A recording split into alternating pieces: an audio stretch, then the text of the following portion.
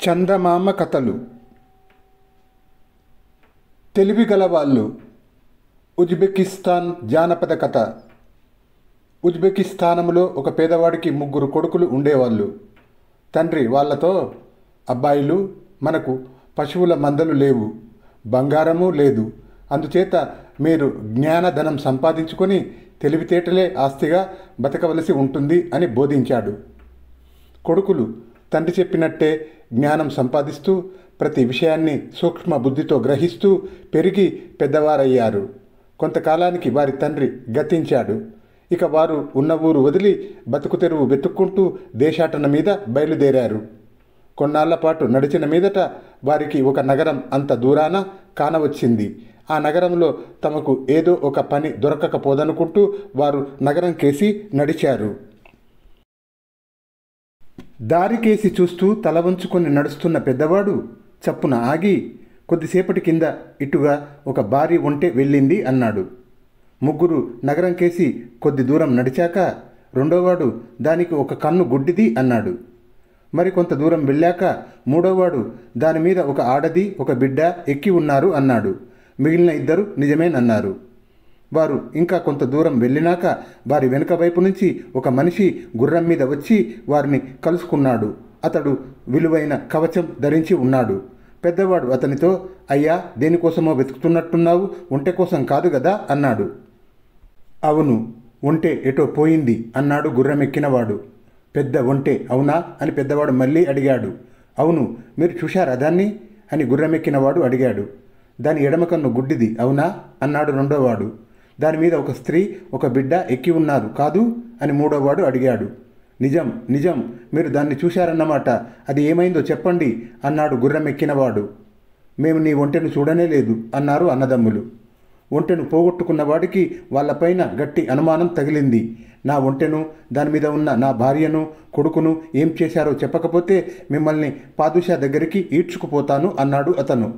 మేము నీ ఒంటెను కానీ, నీ భార్యను కానీ, నీ కొడుకును కానీ కళ్ళ చూడలేదు, కానీ ఈ దిక్కుగా వెళ్తే నీకు ఒంటె దొరకవచ్చు అన్నారు అన్నదమ్ములు.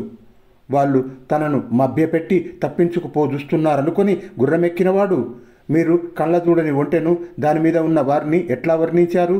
పాదుషా దగ్గరికి పదండి అంటూ వారిని పాదుషా దగ్గరికి తీసుకుపోయి వారు తన ఒంటెను, భార్యను, కొడుకును తస్కరించినట్టు ఫిర్యాదు చేశాడు.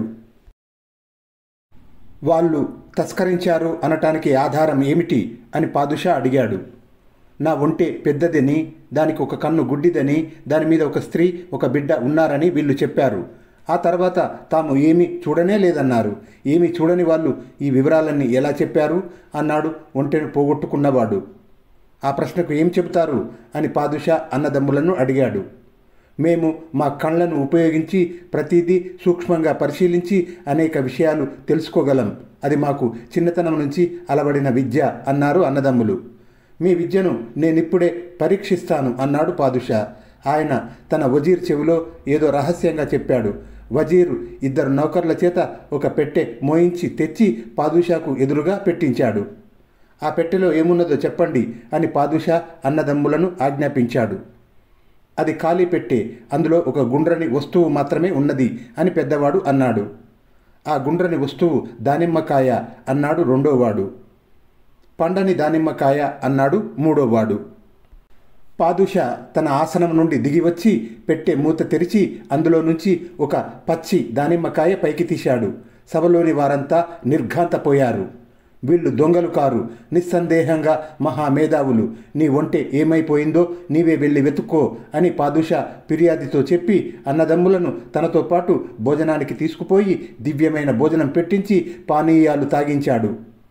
మీ తెలివితేటలు నిజంగా అద్భుతంగా ఉన్నాయి. మీరు చూడని ఒంటెను, దాని మీద ఎక్కిన వారిని ఎలా వర్ణించగలిగారో నాకు తెలుసుకోవాలని ఉన్నది అన్నాడు పాదుషా. దారిలో ఒంటె అడుగుజాడలు ఉన్నాయి. అవి మామూలు ఒంటెల గుర్తుల కన్నా బాగా పెద్దవి, అందుకని అటుగా వెళ్ళినది భారీ అయిన ఒంటె అని తెలిసింది అన్నాడు పెద్దవాడు. అది దారిన పోతూ కుడి పక్కన ఉన్న గడ్డినే కొరికింది గాని ఎడమ పక్కన ఉన్న గడ్డిని ముట్టుకోలేదు, అందుచేత దాని ఎడమ కన్ను గుడ్డిదని తెలిసింది అన్నాడు రెండోవాడు. ఒకచోట ఆ ఒంటె పడుకున్నది. అప్పుడు దాని మీది వాళ్ళు దిగారు. వాళ్ళు దిగిన చోట ఇసుకలో స్త్రీ పాదాల గుర్తులు, చిన్న బిడ్డ పాదాల గుర్తులు కానవచ్చాయి. అందుచేత ఒంటిపైన ఒక స్త్రీ, ఒక బిడ్డ ఉన్నట్టు తెలిసింది అన్నాడు మూడోవాడు. మీరు చెప్పినదంతా సబబుగానే ఉన్నది. మీ పరిశీలనా శక్తి గొప్పదే. కానీ పెట్టెలో పచ్చి దానిమ్మకాయ ఉన్నదని ఎలా చెప్పగలిగారు? అది ఇంత తేలిక కాదే అన్నాడు పాదుషా. వినండి, మీ మనుషులు పెట్టె తీసుకురావటాన్ని చూస్తేనే అది బరువు లేదని తేలిపోయింది. దాన్ని కింద పెట్టేటప్పుడు ఒకవైపు మొదట నేలను ఆని రెండో పక్క కొంచెం వ్యవధిగా ఆనింది. అప్పుడు పెట్టెలో ఏదో వస్తువు దొర్లినట్టు శబ్దమైంది. దానిని బట్టి పెట్టె ఖాళీగా ఉన్నదని, అందులో ఉండే వస్తువు గుండ్రనిదైతే తప్ప ఆ విధంగా దొర్లదని గ్రహించాను అన్నాడు పెద్దవాడు. ఆ పెట్టెను మీ దానిమ్మ తోట వైపు నుంచి తెచ్చారు. ఇంటిలో ఉండే పెట్టెను దానిమ్మ తోటకేసి తీసుకుపోయారంటే అందులో దానిమ్మకాయగాక మరే గుండ్రని వస్తువు ఉంటుంది అన్నాడు రెండోవాడు. అంతవరకు బాగానే ఉన్నది. అది పచ్చికాయ అని ఎలా తెలిసిందో నాకు అర్థం కావటం లేదు అన్నాడు పాదుషా. అది కనుక్కోవటమే అన్నిటికన్నా తేలిక. దానిమ్మ పండ్లు రావటానికి ఇంకా తరుణం కాలేదు. కావలిస్తే తోటలోకి ఒక్కసారి తొంగి చూడండి, అన్నీ కాయలే, ఒక్క కాయ కూడా ఇంకా పండలేదు అన్నాడు మూడోవాడు. పాదుషా ఆ ముగ్గురు అన్నదమ్ముల తెలివికి సంతోషించి వారిని మంచి జీతాల మీద తన కొలువులో పెట్టుకున్నాడు.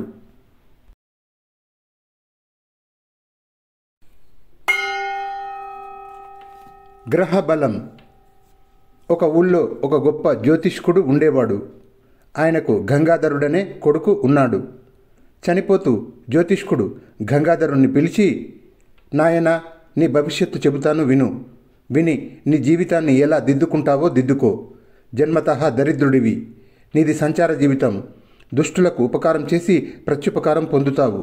కొంతకాలం పాటు చెరసాలలో ఉంటావు. అప్పుడు నీకు ప్రాణగండం ఉన్నది. అది తప్పిందా నీకు ఆ తర్వాత రాజయోగం పడుతుంది అని చెప్పాడు. గంగాధరుడికి తన తండ్రి జోస్యంలో పూర్తి నమ్మకం ఉన్నది. చెరసాల కోసము, గండం కోసము ఎదురుచూస్తూ ఉన్న ఊళ్ళో కూర్చోవటం దేనికి? దరిద్రుడికి అన్నీ సొంత ఊళ్ళే. తనది సంచార జీవితమని తండ్రి చెప్పనే చెప్పాడు. అందుచేత గంగాధరుడు కాశీకి వెళ్ళి గంగా తీరాన కూర్చొని శివధ్యానం చేస్తూ ముందుకైనా ఇంత పుణ్యం పోగేసుకుందామని నిశ్చయించుకున్నాడు. అతను కాశీ మార్గము పట్టి చాలా దూరం ప్రయాణించిన మీదట ఒకరోజు మధ్యాహ్నం వేళ దాహం వేసింది. దారిలో ఒక బావి కనిపించింది. గంగాధరుడు తన వెంట తెచ్చుకున్న బిందెకు తాడు కట్టి బావిలో వేశాడు. ఆ బిందెను బావిలో ఉన్న ఒక పులి పట్టుకొని, అయ్యా, నేను ఇందులో పడి పైకి రాలేకుండా ఉన్నాను. నన్ను పైకి తీశారంటే నీ రుణం ఉంచుకోను అని వేడుకున్నది.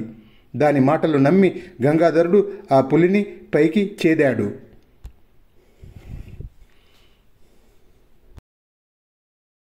ఆ పులి గంగాధరుడి చుట్టూ ప్రదక్షిణము చేసి, అయ్యా, నేనొక మనిషిని తరుముతూ వచ్చాను. ఇద్దరము ఈ బావిలో పడ్డాము. ఆ మనిషి కూడా ఇందులో ఎక్కడో ఉన్నాడు. అలాగే ఒక ఎలుకను పాము తరుముతూ వచ్చింది. అవి కూడా బావిలో ఉన్నాయి. తీస్తే ఆ రెంటిని పైకి తీయి గాని ఆ మనిషిని మాత్రం తీయవద్దు. వాడు దుష్టుడు. నీవు నాకు సహాయం చేశావు గనక నీవు తలుచుకున్నప్పుడు వచ్చి నీకు సహాయం చేస్తాను అని చెప్పి వెళ్ళిపోయింది. గంగాధరుడు మళ్ళీ బిందె బావిలోకి దించాడు. ఈసారి బావిలో ఉన్న పాము తనను పైకి తీయమని ప్రార్థించింది. గంగాధరుడు పైకి తీసిన మీదట పాము కూడా అతనికి ప్రదక్షిణం చేసి తనను తలుచుకున్నప్పుడు వచ్చి సహాయం చేస్తానని చెప్పి తన దారిన తాను వెళ్ళిపోయింది. గంగాధరుడు మూడోసారి చేద వేసినప్పుడు ఎలుక ప్రార్థించింది. దాన్ని కూడా అతను పైకి తీశాడు. నాలుగోసారి బావిలో ఉండే మనిషి తనను కూడా పైకి తీయమని గంగాధరుణ్ణి వేడుకున్నాడు. అతన్ని తీయవద్దని పులి సలహా ఇచ్చినప్పటికీ గంగాధరుడు అతన్ని కూడా పైకి తీసి నీరు చేదుకొని తన దాహం తీర్చుకున్నాడు. తర్వాత బావిలో నుంచి పైకి వచ్చిన మనిషి గంగాధరుణ్ణి, అయ్యా, నా పేరు మాణిక్యవర్మ. నేను ఒక నగల వ్యాపారిని. మాది ఉజ్జయిని. ఆ మృగాలు తమతో అన్న మాటలు విన్నాను. ఆ మాటలను మీరు నమ్మవద్దు. తమరు మా ఇంటికి వచ్చి నా ఆతిథ్యం స్వీకరించి వెళ్ళండి అని కోరాడు. ఆ మాటలు విని గంగాధరుడు సంతోషించి, ఇప్పుడు నేను కాశీ వెళ్తున్నాను. మరెప్పుడైనా అవకాశం దొరికినప్పుడు మీ ఇంటికి వస్తాను అని చెప్పి మాణిక్యవర్మ దగ్గర సెలవు పుచ్చుకొని తిన్నగా కాశీకి వెళ్ళిపోయాడు. అక్కడ అతను 10 ఏళ్ళు ఉండి శివార్చన చేశాక స్వదేశం పైన బుద్ధి మళ్ళింది. అతను తన గ్రామానికి తిరిగి వస్తూ బావి దగ్గరికి వచ్చేసరికి అతనికి పులి, పాము, ఎలుక జ్ఞాపకం వచ్చాయి. పులి చెప్పిన మాట ఎంతవరకు నిజమో తెలుసుకుందామని దాన్ని తలుచుకున్నాడు. వెంటనే పులి తన నోట ఒక కిరీటం కరుచుకొని అక్కడికి వచ్చింది. అది ఆ కిరీటాన్ని గంగాధరుడికి ఇచ్చి, నా వల్ల ఏమైనా సహాయం కావాలా అని అడిగింది. ఏమీ లేదు, ఊరకే ఒక్కసారి చూద్దామనుకున్నాను అన్నాడు గంగాధరుడు. అదేవిధంగా అతను పామును ఎలుకను కూడా తలుచుకున్నాడు. అవి కూడా వచ్చాయి. పాము అతనికి సర్పదష్టులై చనిపోయిన వారిని బతికించే శక్తిని ఇచ్చింది. తర్వాత ఆ రెండు వెళ్ళిపోయాయి. గంగాధరుడికి మాణిక్యవర్మను కూడా చూడాలనిపించింది. అతని ఆతిథ్యాన్ని స్వీకరించడమేగాక పులి తనకు కానుకగా ఇచ్చిన కిరీటాన్ని అతనికి విక్రయించి రొక్కం పుచ్చుకోవచ్చునని అతనికి తోచింది. అతను కిరీటాన్ని తన పైబట్టలో చుట్టి పెట్టుకొని ఉజ్జయిన్లో ఉన్న మాణిక్యవర్మ ఇంటికి బయలుదేరి వెళ్ళాడు. మాణిక్యవర్మ గంగాధరుడికి మనస్ఫూర్తిగా స్వాగతం చెప్పి గొప్పగా అతిథి సత్కారం చేశాడు. గంగాధరుడు తాను తెచ్చిన కిరీటాన్ని చూపగానే మాణిక్యవర్మకు రాజాదరణ పొందే మార్గం తట్టింది. కొద్ది రోజుల క్రితం ఆ దేశపు రాజుగారు వేటకు వెళ్ళాడు. ఆయన తిరిగి రాలేదు. ఆయన కోసం వెతకగా ఆయన దుస్తులు, రక్తము, కొద్ది శరీర భాగాలు మాత్రమే కనిపించాయి. రాజుగారు దుర్మరణం పాలయ్యాడు. ఆయన కొడుకు రాజ్యాభిషేకం చేసుకొని రాజయ్యాడు. ఇప్పుడు గంగాధరుడు తెచ్చిన కిరీటం దుర్మరణం పొందిన రాజుది. దీనిని తీసుకుపోయి కొత్త రాజుకు చూపి అది తెచ్చిన వారిని పట్టి ఇస్తే తనకు శాశ్వతంగా రాజాదరణ దొరుకుతుందని మాణిక్యవర్మ గ్రహించాడు. అతను గంగాధరుడితో, మీరు తొందరపడక 2 రోజులు నాకు వ్యవధి ఇచ్చినట్టయితే నేను మీకు దీని పూర్తి మూల్యం ముట్టేటట్టు చూడగలను అన్నాడు. గంగాధరుడు సమ్మతించాడు. మర్నాడు గంగాధరుడు స్నానానికి నదికి వెళ్ళగానే మాణిక్యవర్మ కిరీటాన్ని తీసుకొని రాజు వద్దకు వెళ్ళి, మహారాజా, పెద్దరాజు గారిని హత్య చేసిన మనిషిని కనిపెట్టాను. అతనిప్పుడు మా ఇంటనే ఉన్నాడు. అతని వద్ద ఈ కిరీటం ఉన్నది, చిత్తగించండి అంటూ కిరీటం చూపాడు. నిజానికి పెద్దరాజును చంపినది పులి. కానీ రాజుకు పులి మాట తెలియదు. గంగాధరుడే తన తండ్రిని చంపాడు అనుకొని విచారణ కూడా జరపకుండా అతన్ని చీకటి కొట్టులోకి తోయించమని, అన్నపానాలు లేక మాడి చావనివ్వమని ఉత్తర్వు చేసి మాణిక్యవర్మకు మంచి బహుమతి ఇచ్చి పంపేశాడు. రాజభటులు మాణిక్యవర్మ ఇంటికి వచ్చి గంగాధరుణ్ణి పట్టుకొని తీసుకుపోయి చీకటి కొట్టులో వేసేశారు. రాజభటులు తనను చీకటి కొట్టులో ఎందుకు ఉంచినది గంగాధరుడికి తెలియలేదు. కానీ మాణిక్యవర్మ చేసిన మోసం చేతనే తనకు ఈ గతి పట్టిందని అతను అనుకున్నాడు. ఈ స్థితిలో తనకు సహాయం చేయగలవారు ఎవరున్నారు? పులి, పాము, ఎలుక తప్ప. అందుకని గంగాధరుడు వాటిని తలుచుకున్నాడు. పులి నగరం వెలుపలి దాకా వచ్చింది, కానీ చెరసాల దాకా రాలేకపోయింది. పాము, ఎలుక మటుకు అతను ఉన్న చోటికి రాగలిగాయి. అవి గంగాధరుడికి ప్రాణాపాయం లేకుండా కాపాడుతామని మాట ఇచ్చాయి. తర్వాత పాము, పులి కూడబలుక్కొని రాజుకు తగిన విధంగా బుద్ధి చెప్పడానికి నిశ్చయించుకున్నాయి. అది మొదలు ఆ రాజ్యంలో పులుల భయము, పాముల భయము అపారంగా హెచ్చిపోయింది. ఈ లోపుగా కొన్ని వేల ఎలుకలు గంగాధరుడు ఉండే చీకటి కొట్టులోకి సొరంగం తవ్వి దాని గుండా అతనికి కావలసిన ఆహారమంతా చేరవేస్తూ వచ్చాయి. ఆ ఆహారం తిని గంగాధరుడు సుఖంగా జీవించాడు. కాలం గడిచిన కొద్దీ దేశంలో పాముకాటు సావులు, పులుల వల్ల పశువుల నష్టము పెచ్చుమీరిపోయాయి. ఈ పీడలను రాజుగారు ఏ విధంగానూ అరికట్టలేకపోయాడు. ఒకనాడు రాజుగారి చెల్లెలు రత్నమంజరి పాము కరిచి చనిపోయింది. ఆమెను బతికించిన వాడికి అర్ధరాజ్యం ఇస్తానని, రత్నమంజరిని ఇచ్చి పెళ్లి చేస్తానని రాజు చాటింపు వేయించాడు. రత్నమంజరిని నేను బతికిస్తాను అని చీకటి కొట్టులో నుంచి గంగాధరుడు కేకలు పెట్టాడు. ఆ కొట్టులో ఉండే మనిషి ఏనాడు చచ్చిపోయి ఉంటాడు అనుకుంటున్న కాపలా వాళ్ళు రాజుగారి వద్దకు పోయి, మహారాజా, పెద్దరాజుగారిని చంపి చీకటి కొట్టులో పడిన మనిషి ఇంకా బతికే ఉన్నాడు. తాను పాముకాటుతో చచ్చిపోయిన వారిని బతికిస్తానని కేకలు పెడుతున్నాడు అని చెప్పారు. ఇంతకాలము ఆహారం లేకుండా బతికి ఉండిన మనిషిలో ఎంత మహత్తైనా ఉండవచ్చుననుకొని రాజుగారు గంగాధరుణ్ణి తన వద్దకు తీసుకురమ్మన్నాడు. గంగాధరుడు వచ్చి రత్నమంజరిని చేతితో నిమరగానే ఆమె లేచి కూర్చున్నది. అప్పుడు గంగాధరుడు జరిగినదంతా రాజుతో చెప్పి, ఎలుకలు తనకు తిండి పెట్టి కాపాడినట్టుగానే పులి, పాము తన నిమిత్తమై రాజ్యంలో సంక్షోభం కలిగించి ఉంటాయని, తనకు విడుదల అయినాక వాటి భయం ఉండదని అన్నాడు. ఆ విధంగానే దేశంలో పులుల భయము, పాముల భయము సమసిపోయింది. రాజుగారు గంగాధరుడికి తన చెల్లెల్ని ఇచ్చి పెళ్లి చేయటమే కాక అన్న ప్రకారం అర్ధరాజ్యం కూడా అతడికి ఇచ్చాడు. దాంతో గంగాధరుడికి తండ్రి చెప్పిన జోస్యం పూర్తిగా నిజమయ్యింది.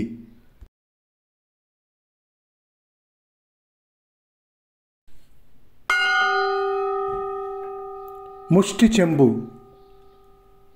ఒక ఊళ్ళో సాంబుడు అనేవాడు ఉండేవాడు.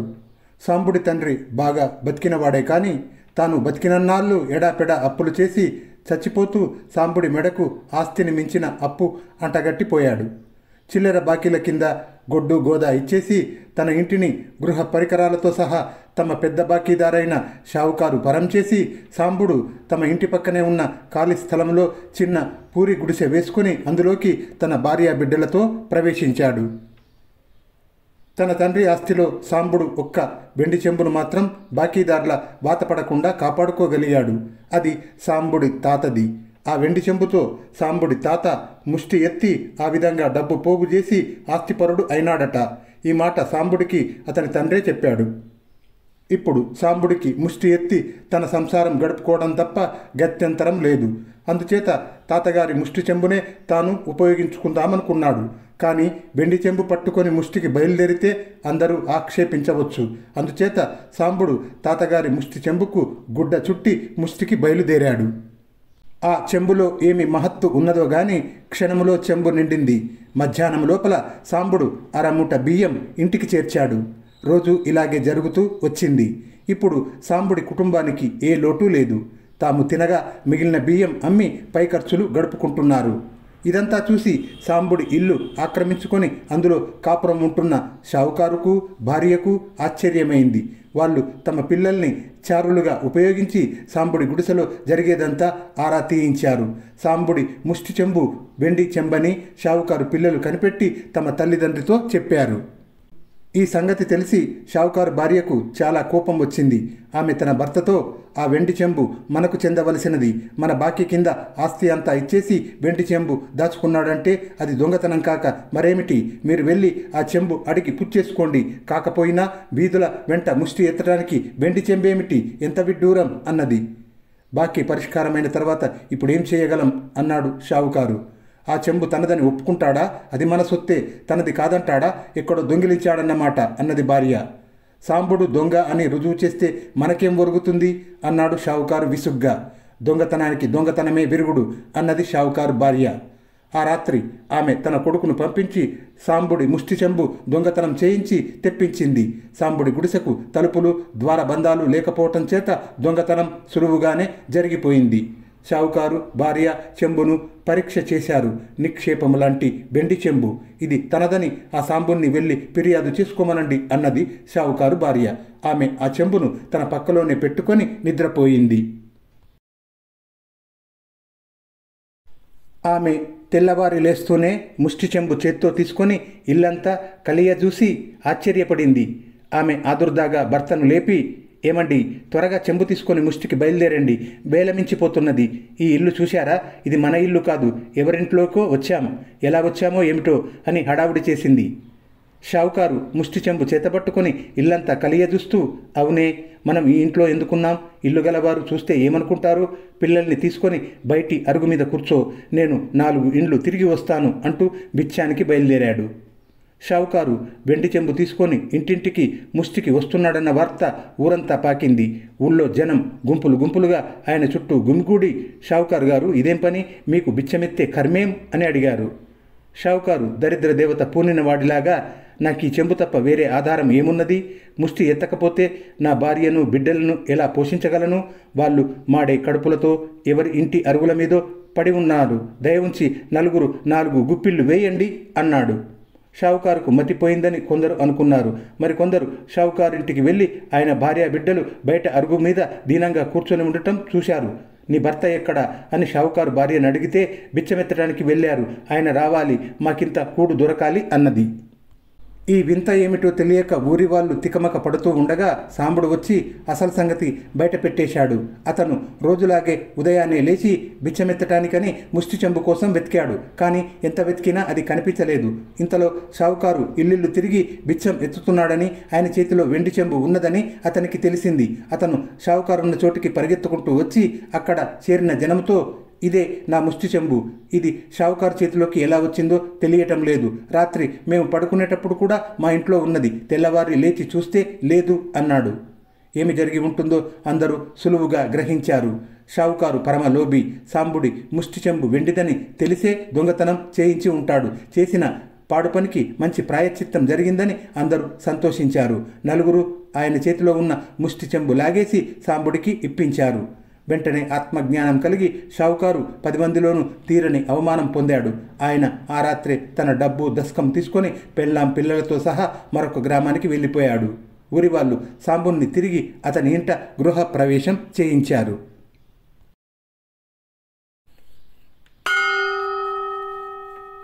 సాలెవాడి చాతుర్యం. ఒకనాడు ఒక రాజుగారు సింహాసనం మీద కూర్చొని ఉండగా పొరుగుదేశపు రాజు వద్ద నుండి ఒక దూత వచ్చి రాజుగారి సింహాసనం చుట్టూ శుద్ధముక్కతో ఒక వలయం గీసి మాటా పలుకు లేకుండా నిలబడ్డాడు. రాజు తన మంత్రులను పిలిచి వీరి ఉద్దేశ్యం ఏమై ఉంటుంది అని అడిగాడు. మంత్రులు ఏమీ చెప్పలేక తెల్లమొహాలు వేశారు.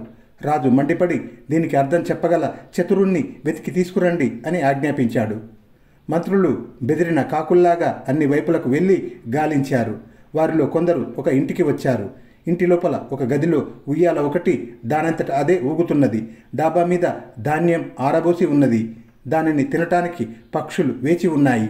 కానీ ఎగువన ఉన్న పంక ఆడుతూ ఉండటం చేత అవి ధాన్యాన్ని సమీపించలేకుండా ఉన్నాయి. మంత్రులు మరొక గది ప్రవేశించి అక్కడ మగ్గం నేస్తున్న సాలేవాన్ని చూశారు. నీ ఇంట్లో ఈ విడ్డూరాలు ఏమిటి? ఉయ్యాల దానికి అదే ఊగుతున్నది, పంక దానికి అదే ఆడుతున్నది అన్నారు వాళ్ళు. వాటిని నేనే ఆడిస్తున్నాను. మగ్గం నుంచి ఉయ్యాలకు ఒక తాడు, పంకాకు ఒక తాడు కట్టి ఉన్నాయి అన్నాడు సాలేవాడు. అద్భుతం, అద్భుతం, నీవే మాకు కావలసిన చతురుడివి. మాకు ఒక సమస్య వచ్చింది, దాన్ని విప్పగలవా అని మంత్రులు అడిగారు. ఏమిటా సమస్య అని సాలేవాడు అడిగాడు. మంత్రులు చెప్పారు. సాలేవాడు కొంచెంసేపు ఆలోచించి ఇది నేను వస్తే తప్ప తేలే విషయం కాదు అంటూ 2 గోలికాయలు తీసుకొని వారి వెంట బయలుదేరి రాజుగారి వద్దకు వెళ్ళాడు. సాలెవాడు రాజుగారికి దండం పెట్టి బలయాన్ని గమనించి దూతకేసి ఒకసారి చూసి తాను తెచ్చిన గోళీలను వాడి ముందు పడేశాడు. వెంటనే దూత తన జేబు నుంచి గుప్పెడు జొన్నలు తీసి కింద పోశాడు. సాలెవాడు చిరునవ్వు నవ్వుతూ అవతలికి వెళ్ళి ఒక కోడిని తీసుకువచ్చి జొన్న గింజల మీదికి వదిలాడు. ఆ కోడి గింజలు అన్నిటినీ ఒక్కటి మిగల్చకుండా తిన్నది. అది చూసి దూత అతి వేగంగా నిష్క్రమించాడు. ఇదంతా ఏమిటో నాకు కొంచెం కూడా బోధపడలేదు అన్నాడు రాజు. మరేం లేదు మహారాజా, అవతలి రాజు మనని ముట్టడిస్తానని కబురు చేశాడు. మనం ఓటమి ఒప్పుకుంటామో యుద్ధానికి సిద్ధమో తెలుసుకుందామని దూత వేచి ఉన్నాడు. మీరు గోళీలాడుకునే పిల్ల బెదవలు అని నేను సమాధానం చెప్పాను. మాకు చాలా సేన ఉన్నది అని చెప్పటానికి వాడు జొన్నలు వెదజల్లాడు. ఒక్కన్ని కూడా మిగల్చమని కోడి ద్వారా నేను మళ్ళీ జవాబు చెప్పాను. ఆ సందేశం పట్టుకొని వాడు వెళ్ళిపోయాడు అని సాలెవాడు వివరించాడు. బేష్ బేష్, నీవే నిజమైన తెలివిగలవాడివి. ఇక్కడ ఉండిపో, నిన్ను నా ప్రధానమంత్రిని చేస్తాను అన్నాడు రాజు సంతోషంగా. ఇంకా నయం, నాకు అవతల బోలెడంత పని ఉన్నది అంటూ సాలెవాడు వెళ్ళిపోయాడు.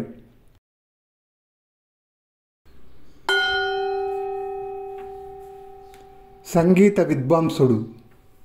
ఒకప్పుడు కూర్మ ద్వీపం కళలకు పెట్టినది పేరు. అక్కడ ఎవ్వరిని కదిలించిన సంగీత, సాహిత్య, నృత్య, గానాది విద్యలలో ప్రవేశము, ఆసక్తి కలిగిన వారే. ఆ ద్వీపంలో శర్వకుడు అనే ఒక యువకుడు ఉండేవాడు. అతను నృత్య, గాన కళలలో గొప్ప పాండిత్యం కలిగినవాడు. అయితే అప్పటికే పేరు మోసిన విద్వాంసులు ఎందరో ఆస్థానంలో ఉండటం చేత శర్వకుడికి రాజాదరణ లభించే అవకాశం లేకపోయింది. అతను కొంత కీర్తి ధనము సంపాదించి పెళ్లి చేసుకొని ఒక ఇంటివాడును అవుదామనుకుంటే అందుకు తగిన అవకాశం కనిపించలేదు. శర్వకుడికి తెలిసిన మిత్రుడు ఒకడు ద్వీపాంతరాలలో వర్తకం చేస్తూ ఉండేవాడు. మరాల ద్వీపానికి వెళ్తే అక్కడ శర్వకుడికి మంచి సన్మానం జరగవచ్చునని, అక్కడి ప్రజలు కళల్లో చాలా వెనుకబడి ఉన్నారని, రాజు ఏ కళాకారుడు వచ్చినా ఆదరిస్తున్నాడని సలహా ఇచ్చాడు. సలహా ఇవ్వటమే కాదు, మరాల ద్వీపం మీదుగా వెళ్తున్న వర్తక నౌకలో శర్వకుణ్ణి ఎక్కించుకొని వెళ్ళాడు. తన వీణతో సహా శర్వకుడు మరాల ద్వీపంలో దిగి తాను సంగీత విద్వాంసుని అని తెలియజేయగానే క్షణంలో ఆ వార్త రాజుగారి దివానానికి చేరింది. సంగీతం అంటే ఏమిటో ఆ ద్వీపవాసులకు ఎవరికీ తెలియదు. కానీ విద్వాంసుడనే మాట అందరికీ అర్థమైంది. రాజోద్యోగులు శర్వకుడికి అన్ని సౌకర్యాలు అమర్చారు. ఆ రోజు సాయంకాలమే ఆస్థానానికి వచ్చి రాజుగారి ఎదుట తన విద్యను ప్రదర్శించవలసిందిగా శర్వకుడికి ఉత్తర్వు వచ్చింది. నాకు పక్కవాద్యాలు వాయించేవాళ్ళు కావాలి అన్నాడు శర్వకుడు. రాజుగారి ఉత్తర్వు తెచ్చిన వారికి పక్కవాద్యాలంటే ఏమిటో అర్థం కాలేదు. శర్వకుడు తన వీణ తీసుకొని రాజసభకు వెళ్ళాడు. అక్కడ వారు ఎన్నడూ సంగీతం విన్న పాపాన పోయినవారు కారు. వారిని తన సంగీతంతో మంత్రముగ్ధులను చేయాలని నిశ్చయించుకొని అతను వీణ వాయిస్తూ పాట ప్రారంభించాడు. త్వరలోనే సభికులు ఆ స్వర మాధుర్యానికి లయకు సమ్మోహితులై తలలు ఆడిస్తూ లయ ప్రకారం కాళ్ళు చేతులు కదుల్చుతూ తన్మయత్వం చెందారు. ఇక శర్వకుడు తన సంగీతంలో లీనమైపోయాడు. ఒక్క రాజుగారు మాత్రమే గాన ప్రభావానికి వశుడు కాలేదు. ఆయన శర్వకుణ్ణి శ్రద్ధగా పరిశీలించి అతనికి ఏదో వ్యాధి పట్టుకున్నదని, అది అంతకంతకు ముదురుతున్నదని ఒక నిశ్చయానికి వచ్చాడు. ఆయన మంత్రి చెవిలో రహస్యంగా, చూశారా, ఈ పండితుడు ఆ తీగల కొమ్మను పట్టుకొని అందులో నుంచి ఏదో లాగటానికి ప్రయత్నిస్తున్నాడు. అది రాకుండా ఉంటున్నది. ఈ మానవుడు ఏదో విచిత్రమైన బాధతో అల్లాడిపోతున్నాడు, హైరాణ పడిపోతున్నాడు. మధ్య మధ్య హీనస్వరం పడిపోతున్నది. కుడి చేతి వేళ్ళు కొట్టుకుంటున్నాయి, ఎడమ చేతి వేళ్ళు దేనికోసమో కొమ్మ అంతటా తడుపుతున్నాయి. మీరు శీఘ్రంగా మన వైద్యుణ్ణి పిలిపించటం మంచిది. పాపం ఎక్కడి నుండో వచ్చి ఇక్కడ జబ్బు పడిపోయాడు. ఈ జబ్బేదో అంటువ్యాధిలాగా ఉంది. సభలో అందరూ ఆడిపోతున్నారు, కాళ్ళు చేతులు తలలు ఆడించేస్తున్నారు. వాళ్ళ స్థితి కూడా ఏమంత బాగలేదు అన్నాడు. మంత్రి వెంటనే రాజవైద్యునికి కబురు చేశాడు. రాజవైద్యుడు శర్వకుణ్ణి క్షణం పాటు పరకాయించి చూసి, ముందు అతని చేతిలో ఉన్న ఆ వస్తువును తీసేయించండి, అది వ్యాధికి కారణంలాగా కనిపిస్తున్నది అన్నాడు. రాజుగారి భటులు నలుగురు వచ్చి శర్వకుడి చేతిలోని వీణను అమాంతం లాగేసి దూరంగా పెట్టేశారు. శర్వకుడు పాట మానేసి నిర్ఘాంతపోయాడు. వైద్యుడు చెప్పినది నిజమే అయింది. కొంచెం వెర్రిచూపు పడిందన్న మాటే గాని సంగీత విద్వాంసుడు బాధపడటం మానేశాడు. సభికులందరూ కూడా మామూలు మనుషులు అయ్యారు. రాజవైద్యుడు శర్వకుణ్ణి అవతలికి తీసుకుపోయి అతన్ని నెత్తిన ఏదో తైలం మర్దన చేయించి నిద్రపట్టడానికి ఔషధం తాగించాడు. వెంటనే శర్వకుడు నిద్రపోయాడు. వైద్యుడు అతన్ని నాడి పరీక్షించి, ఏమీ భయం లేదు, రేపు ఈ పాటికి మామూలు మనిషి అవుతాడు, కానీ ఆ తీగల కొమ్మ ప్రమాదకరమైనది, దాన్ని సముద్రంలో పారేయించండి అని రాజుతో చెప్పాడు. శర్వకుడి వీణ కొరకు అంతటా వెతికారు. అది కనిపించలేదు. కానీ శర్వకుడు పాడుతూ ఉండిన పాటే అంతఃపురంలో నుంచి వినవచ్చింది. రాజుగారు కంగారుపడి అంతఃపురానికి వెళ్ళి చూసేసరికి రాజకుమార్తె రమామణి వీణ వాయిస్తూ పాడుతున్నది. ఆమె ఏకసంతాగ్రాహి. చాలాసేపు శర్వకుణ్ణి గమనించి అతడు వాయించే పద్ధతి, పాడే పాట పట్టుకున్నది. అమ్మాయి, దాన్ని వెంటనే అవతల పారేయి, దానివల్ల వ్యాధి వస్తుందని వైద్యుడు చెప్పాడు అన్నాడు రాజు. లేదు నాన్నగారు, మీరు పొరపడుతున్నారు. ఇదే సంగీతము. మీరు సంగీతాన్ని చెవులతో వినాలి గాని కళ్ళతో మాత్రమే చూడరాదు. ఈ పండితుడి వద్ద నేను సంగీత విద్య అభ్యసిస్తాను, నాట్య విద్య కూడా తెలుసునేమో కనుక్కోండి అన్నది రాజకుమార్తె. ఆమె అలా అడగడానికి కారణం ఏమంటే, కొద్ది కాలం కిందట ప్రవాల ద్వీపపు యువరాజు కన్యాన్వేషణ చేస్తూ వచ్చి రమామణిని చూసి తృప్తిపడి కూడా ఆమెకు సంగీతము నాట్యము రాదని తెలిసి అసంతృప్తి చెంది వెళ్ళిపోయాడు. శర్వకుడు నిద్రలేశాక అడిగితే తనకు సంగీత నాట్య విద్యలు రెండు కూడా వచ్చునన్నాడు. రాజుగారు జరిగిన పొరపాటుకు క్షమాపణ చెప్పుకొని మంచి జీతం మీద అతన్ని తన కుమార్తెకు గురువుగా నియమించాడు. 6 మాసాలలో రమామణి చురుకైన పిల్ల గనుక సంగీత నృత్యాలు రెండింటిలోనూ ప్రవీణురాలు అయింది. ప్రవాల ద్వీపపు యువరాజును పిలిపించి అతని ఎదుట రమామణి విద్వత్తు ప్రదర్శింపజేశారు. అతను పరమానంద భరితుడై ఆమెను పెళ్లాడతానన్నాడు. వారి పెళ్లికి శర్వకునికి ఘనంగా గురుకట్నం వచ్చింది. ఆ తర్వాత అతను స్వదేశానికి వెళ్ళిపోదామనుకున్నాడు. కానీ మరాల రాజు వెళ్ళనివ్వక అతన్ని తన ఆస్థాన విద్వాంసునిగా పెట్టుకొని తన రాజ్యంలో కోరిన వారందరూ నృత్య గానాలు నేర్చుకునే సదుపాయం కలిగించాడు. మంచి చెడు. ఒక గ్రామంలో 2 అన్నదమ్ములు ఉండేవారు. పెద్దవాడు ధనికుడు, చిన్నవాడు పేదవాడు. ఒకసారి ఇద్దరు కలుసుకున్నప్పుడు మాటల సందర్భంలో చిన్నవాడు తన అన్నతో, జీవితం క్రూరమైనదే, అయినప్పటికీ చెడు చేయటం కన్నా మంచి చేయటమే విధాయకం అన్నాడు. చాలే, లోకంలో చెడు తప్ప మంచి ఎక్కడుంది? మంచి చేసిన వారు మట్టి కొట్టుకుపోతారు అన్నాడు అన్న. లేదన్నా, మంచి చేసేవాడికి ఫలితం ఉండి తీరుతుంది అన్నాడు తమ్ముడు. సరే, అయితే మనం పందెం వేసుకొని ఎదురైన వాళ్ళను 3 అడుగుదాం. వారు నువ్వన్నట్టే అంటే నాకున్నదంతా నీకు ఇచ్చేస్తాను, నేనన్నట్టు అంటే నీకున్నదంతా నాకు ఇచ్చేయాలి అన్నాడు అన్న. సరే, నీ ఇష్టం అన్నాడు పేదవాడు. ఇద్దరు వీధి వెంట బయలుదేరారు. వారికి ఒక కూలి చేసుకునేవాడు ఎదురుపడ్డాడు. వాళ్ళు వాణ్ణి బతుకు తెరువుకు ఏది మంచిది, మంచి చేయటమా చెడు చేయటమా అని అడిగారు. మీరు ఎంత పిచ్చివాళ్ళు, లోకంలో మంచి ఎక్కడున్నది? నన్ను చూడండి, రాత్రింబగళ్ళు ఒళ్ళు హూనం చేసుకొని పనిచేశాను. ఏమిచ్చారు? తిండికి చాలదు. ఆ ఇచ్చేదానిలో మళ్ళీ కోతబెట్టాడు పని చేయించుకున్న పెద్ద మనిషి. మంచిగా బతకటం కన్నా చెడుగా బతకటమే మేలు అంటూ వాడు వెళ్ళిపోయాడు. అన్నదమ్ములు మరికొంత దూరం వెళ్ళాక ఒక వర్తకుడు ఎదురయ్యాడు. వాళ్ళు అతన్ని మంచిగా బతకటం మేలా, చెడుగా బతకటం మేలా అని అడిగారు. ఏం ప్రశ్న వేశారు? మంచి చేసి బతకగలమా? ఒక్క అమ్మకం చేయాలంటే 100 అబద్ధాలు ఆడాలాయే, లేకపోతే ఈ సరుకు అమ్ముడు కాదే అంటూ వర్తకుడు ముందుకు సాగాడు. చూశావా, ఇద్దరు నాతోనే ఏకీభవించారు అన్నాడు అన్న. వారికి ఒక జమీందారు ఎదురయ్యాడు.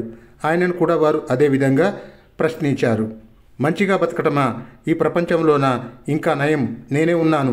నేనే మంచిగా బతకటం మొదలు పెడితే అని మాట కూడా పూర్తి చేయకుండా జమీందారు సాగిపోయాడు. తమ్ముడు, విన్నావా? ఇక ఇంటికి తిరిగి పోదాం పద. పందెంలో ఓడిపోయావు కనుక నీకున్నదంతా నా పరం చేసేయి అన్నాడు అన్న. అతను తమ్ముని ఇంట గల కొద్ది సామాను తీసుకుపోతూ, ప్రస్తుతానికి నీ పూరిపాకతో నాకు పని లేదు గనక నీకు ఇంకో చోటు దొరికిన దాకా అందులో ఉండి తర్వాత నాకు స్వాధీనం చేసేయి అన్నాడు. పేదవాడు, అతడి భార్య బిడ్డలు పూరిపాకలో కూర్చున్నారు. వారికి తిండి లేదు. ఏదైనా అమ్ముదామన్నా ఇల్లు అయ్యవారి నట్టిల్లులాగా ఉన్నది. కూలికి పోదామన్నా చుట్టుపక్కల ఎక్కడా పనులే లేవు. ఆకలి బాధ దుస్సహం అయ్యేసరికి పేదవాడు ఒక సంచి తీసుకొని అన్న ఇంటికి వెళ్ళి, పిల్లలు ఆకలితో అల్లాడిపోతున్నారు, ఇంట్లో ఒక్క గింజ లేదు, సంచీడు బియ్యమో నూకలో ఏది ఇవ్వగలిగితే అది ఇయ్యి అని అడిగాడు. బియ్యం ఎక్కడున్నవి? నూకలు ఇస్తాను, కానీ నీ కన్ను ఒకటి పొడవనిస్తావా అని అన్న అన్నాడు. కావలిస్తే కన్ను పొడిచి అయినా నూకలు ఇవ్వు, నీ మేలు దేవుడు మరవడు అన్నాడు తమ్ముడు. అన్న తన పేద తమ్ముడికి సంచెడు నూకలిచ్చి ఒక కన్ను పొడిచి పంపేశాడు. పేదవాడు సంచి తీసుకొని ఇంటికి రాగానే అతని భార్య అతన్ని చూసి బావురుమన్నది. అతను జరిగిన సంగతి భార్యకు చెప్పాడు. ఇద్దరు కాసేపు ఏడ్చి ఇంత గంజి కాచుకొని పిల్లలకింత పోసి తాము ఇంత తాగారు. ఒక వారం గడిచింది. నూకలు అయిపోయాయి. మళ్ళీ ఆకలి పిశాచం వారిని పట్టుకున్నది. గత్యంతరం లేక పేదవాడు తిరిగి తన అన్న వద్దకే వెళ్ళాడు. రెండో కన్ను కూడా పొడిచి అన్న అతనికి మరొక సంచెడు నూకలు ఇచ్చాడు. గుడ్డివాడైపోయిన తమ్ముడు ఎలాగో ఇల్లు చేరుకున్నాడు. అది చూసి అతని భార్య చాలా ఆవేదన పడింది. 2 కళ్ళు లేక ఎట్లా బ్రతుకుతావు? ఇంకెవరినన్నా అడిగినా ఇన్ని నూకలు దొరికేవేనేమో అని ఆమె వాపోయింది. ఎందుకు ఏడుస్తావే? ప్రపంచంలో ఎందరు గుడ్డివాళ్ళు లేరు, వారందరూ బతకటం లేదా అన్నాడు పేదవాడు. రెండోసారి తెచ్చుకున్న నూకలు కూడా అయిపోయాక అతను తన భార్యతో, ఇంకా మా అన్న దగ్గరికి వెళ్ళటం వృధా, ఇంకా పొడవటానికి నాకు కళ్ళు లేవు, నన్ను తీసుకుపోయి ఊరి బయట దారి పక్క పెద్ద రావి చెట్టు కింద కూర్చోబెట్టు, రోజల్లా అక్కడే కూర్చుంటాను, వచ్చే పోయే వాళ్ళు తృణమో ఫనమో వెయ్యకపోరు, సాయంకాలం చీకటి పడే వేళ వచ్చి నన్ను ఇల్లు చేర్చుదువు గాని అన్నాడు. అతని భార్య పెద్ద రావి చెట్టు కింద కూర్చోబెట్టి వెళ్ళిపోయింది. దారే పోయే వాళ్ళు అతనికి డబ్బులు ఇతర ఆహార పదార్థాలు ఇచ్చారు. సాయంకాలమైంది. అతనికి ఇంటికి పోవాలని తొందర కలిగింది. కానీ భార్య ఇంకా రాలేదు. తనంతట తానే పోదామనుకుని ఆ గుడ్డివాడు కర్ర తాటించుకుంటూ బయలుదేరాడు. అయితే అతను దారి తప్పాడు. ఎంతసేపు నడిచినా ఇల్లు రాదు. కొంతసేపటికి చెట్ల ఆకుల గలగల వినిపించి తాను అడవికి చేరుకున్నానని గ్రహించాడు. అడవిలో రాత్రివేళ క్రూర మృగాల భయం జాస్తి. అందుచేత అతను ఒక పెద్ద చెట్టు కోసం తడిమి ఎంతో కష్టం మీద దానిపైకి ఎక్కి కదలకుండా అక్కడ కూర్చొని తెల్లవార్లు అక్కడే ఉండటానికి నిశ్చయించుకున్నాడు. అర్ధరాత్రి అయింది. కొన్ని పిశాచాలు ఆ చెట్టు కిందికి చేరాయి. పిశాచాల నాయకుడు మిగిలిన పిశాచాలను, మీరు ఏమేమి ఘనకార్యాలు చేశారు అని అడిగాడు. ఒక పిశాచి, నేను 2 సంచుల నూకల కోసం అన్నచేత తమ్ముడి కళ్ళు పొడిపించాను అన్నది. బాగానే ఉంది, కానీ దానికి విరుగుడు ఉంది కదా. ఈ చెట్టు కింద పడిన మంచు బొట్లు తమ్ముడి కళ్ళకు రాస్తే అతని కళ్ళు మళ్ళీ వచ్చేస్తాయి అన్నాడు నాయకుడు. ఈ మాట వాళ్లకు తెలుసు గనకనా అన్నది పిశాచి. ఇంకో పిశాచి, నేను ఫలానా గ్రామంలో నీటి చుక్క లేకుండా చేశాను. వాళ్ళు నీళ్లు దొరక్క నీళ్ల కోసం ఆవిడ దూరం పోవాలి, దారిలోనే చస్తారు అన్నది. బాగానే ఉంది, కానీ దానికి విరుగుడు ఉంది కదా. ఆ గ్రామానికి దగ్గరే ఉన్న బస్తీ వెలుపల ఉండే కొండరాయిని పక్కకు తోస్తే అంతులేని నీరు పొంగి వస్తుంది అన్నాడు పిశాచాల నాయకుడు. ఈ సంగతి ఎవరికి తెలుసు గనక అన్నది రెండో పిశాచి. ఇక మూడో పిశాచి, ఫలాని దేశపు రాజుకున్న ఒక్క కూతురికి గుడ్డితనం తెప్పించాను, వైద్యులు దాన్ని నయం చేయలేక తన్నుకు చస్తున్నారు అన్నది. నీ మొహం, ఆ గుడ్డితనం కూడా ఈ చెట్టు కింది మంచు బొట్లు రాస్తే పోతుంది కదా. ఈసారి ఘనకార్యాలు చేస్తే ఇటువంటి లొసుగులు లేకుండా చేయండి, పదండి అన్నాడు పిశాచాల నాయకుడు. ఈ సంభాషణ అంతా చెట్టు మీది నుండి వింటున్న పేదవాడు పిశాచాలు వెళ్ళిపోయినట్టు రూఢి చేసుకొని ఉపాయంగా చెట్టు దిగి వచ్చి చెట్టు కింద ఉన్న మంచు చుక్కలు కళ్ళకు రాచుకున్నాడు. వెంటనే అతనికి ఎప్పటి దృష్టి తిరిగి వచ్చింది. అతను తన వెంట ఉన్న చిప్పలో కొంత మంచు నీరు పోసుకొని వట్టిపోయిన గ్రామానికి బయలుదేరాడు. దారిలో అతనికి ఒక ముసల్ది నీళ్ల కావిడి మోసుకుపోతూ కనిపించింది. కాస్త తాగటానికి మంచినీళ్లు ఇస్తావా అవ్వా అని అతను ఆమెను అడిగాడు. ఈ నీళ్ల కోసం 4 కోసులు వెళ్ళి వస్తున్నా నాయనా, దారిలోనే సగం చిందిపోయాయి. మాది పెద్ద బలగం, ఇంటిల్లిపాదికి ఇవే నీళ్లు, అయినా దాహమన్నవాడికి ఎట్లా కాదనేది, తాగు అంటూ ముసల్ది అతనికి నీళ్ళిచ్చింది. విచారించకవ్వా, నేను వచ్చేసరికి మీ ఊళ్ళో పుష్కలంగా నీరుంటుందిలే అన్నాడు పేదవాడు. ముసల్ది ఉత్సాహంతో ఈ శుభవార్త తమ గ్రామస్తులకు చెప్పటానికి వెళ్ళిపోయింది. గ్రామస్తులందరూ అతనికి ఎదురు వచ్చి, బాబు మాకు నీరు ఇచ్చి పుణ్యం కట్టుకో అని వేడుకున్నారు. అందుకే వచ్చాను. ఈ గ్రామానికి దగ్గరగా ఒక బస్తీ ఉన్నదట, నన్ను అక్కడికి తీసుకుపోండి అన్నాడు పేదవాడు. బస్తీ వెలుపలనే పెద్ద కొండరాయి ఉన్నది. గ్రామస్తులంతా చేరి ఎంతో శ్రమపడి ఆ కొండరాతిని పక్కకు పడదోశారు. వెంటనే పాతాళ గంగ పైకి వచ్చి వెల్లువగా ప్రవహించింది. గ్రామస్తులు పేదవాన్ని దేవుణ్ణి కొలిచినట్టుగా కొలిచి అతనికి ఎంతో డబ్బు కానుకలు ఇచ్చారు. అతను దూర ప్రయాణం మీద వెళుతున్నట్లు తెలిసి అతనికి ఒక మంచి గుర్రాన్ని కూడా ఇచ్చారు. అతను తిన్నగా గుడ్డి రాజకుమార్తె ఉన్న దేశం చేరి ఆమె గుడ్డితనానికి చికిత్స చేస్తానని రాజుగారికి కబురు చేశాడు. మధ్య వాళ్ళు నిరుత్సాహపరిచినా ఇతని సంగతి విని ఉన్న రాజుగారు ఇతని కోసం మనుషులను పంపాడు. పేదవాడు రాజకుమార్తె వద్దకు వెళ్ళి తాను చిప్పలోకి తీసుకువచ్చిన మంచుబొట్లతో వేళ్లు తడి చేసుకొని రాజకుమార్తె కళ్ళు నిమరగానే ఆమెకు దృష్టి తిరిగి వచ్చింది. రాజు ఆనందానికి అంతే లేదు. ఆయన అతనికి అంతులేని డబ్బు, వస్తువాహనాలు బహుమానంగా ఇచ్చాడు. వాటిని తీసుకొని అతను తన ఇల్లు చేరుకునేసరికి అతని భార్య పొందిన ఆశ్చర్య ఆనందాలు అంతా ఇంతా కాదు. ఆమె ఆ సాయంకాలం తన భర్త కోసం వెళ్ళేసరికి అతను చెట్టు కింద లేడు. అసలే కళ్ళు లేనివాడు ఎటు వెళ్ళాడో ఏమయ్యాడోనని ఆమె తల్లడిల్లిపోతున్నది. అలా వెళ్ళినవాడు కళ్ళతోనూ అంతులేని సంపదతోనూ తిరిగి వచ్చాడు. అంతకన్నా ఆశ్చర్యము ఆనందము ఏముంటుంది? ఈ వార్త ఊరంతటా పొక్కింది. అందరూ అతన్ని అభినందించడానికి వచ్చారు. అతను జరిగినదంతా దాచకుండా అందరికీ చెప్పాడు. అతని అన్నకు ఆశ పుట్టింది. ఆ రాత్రి అతను వెళ్ళి పిశాచాలు చేరే చెట్టెక్కి కూర్చున్నాడు. వాటి సంభాషణ విని తాను కూడా కుబేరుడు కావచ్చునని అతని ఆశ. కానీ ఆ రాత్రి పిశాచాలు మహా ఆగ్రహావేశంలో ఉన్నాయి. ఎవడో దుర్మార్గుడు మనం అనుకున్న మాటలన్నీ విని మనం చేసిన ఘనకార్యాలకు విరుగుడు చేశాడు.